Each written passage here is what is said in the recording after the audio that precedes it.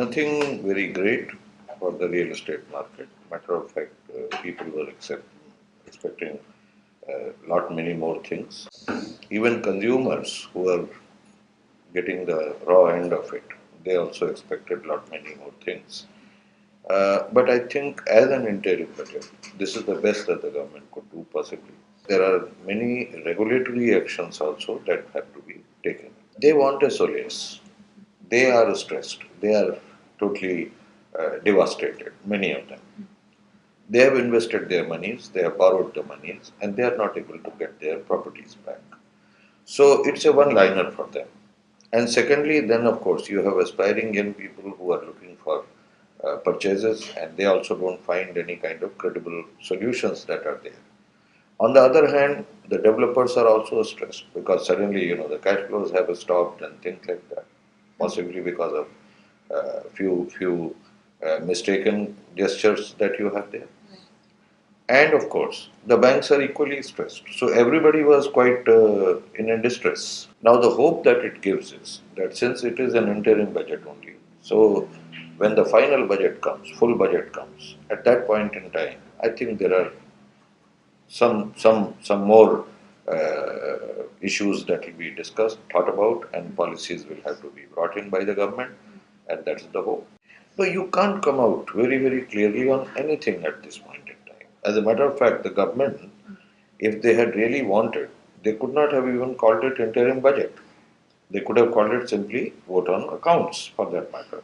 Then in that case, there was hardly any expectation of policies that have to be given. So I will say that, out of three stages that you have, one is that you are positive and clear about it, and that can only come when you have the full budget. The second stage is where you let your intention be known, and that's what you call as interim budget. And third is the vote on account, where you are simply putting up the statements and you say, well, these are the kind of monies that are to be spent till such time the full and final budgets are approved by the parliament. So I think they chose the midway. One should not really feel very disheartened. At the same time, there is nothing to be excited about. Two things positive. To give a tax off, raising the limit from 2.5 lakhs to 5 lakhs rupees, which means that an average taxpayer person who's aspirant of some kind of property, his purchasing power has now been enhanced by about 6 to 7 lakhs rupees as far as the capital investment is concerned. Right. Because the net saving he will have out of taxes are going to be in the range of 5 to 6,000 rupees or 7,000. If you capitalize that, then in that case he now has the pocket where he can go and buy a property. Earlier, suppose if he was able to buy it for 20 lakhs rupees, now he can buy it for 26 or 27. So that's a positive thing. Let us go to the affordable housing sector. Even that is something which is positive. They have carried forward with it, which is a good thing to be done.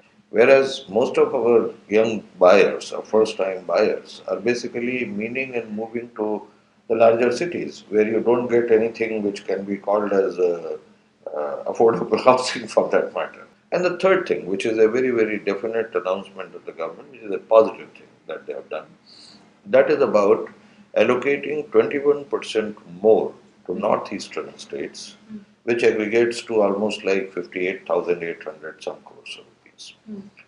Other than that, they have simply shown their intentions.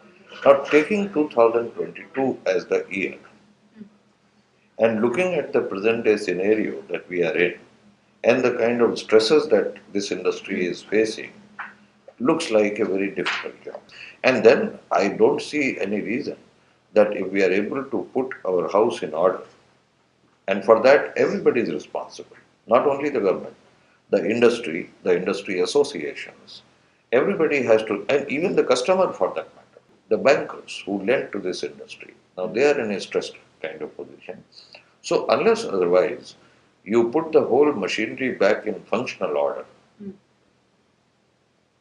I don't think that's possible.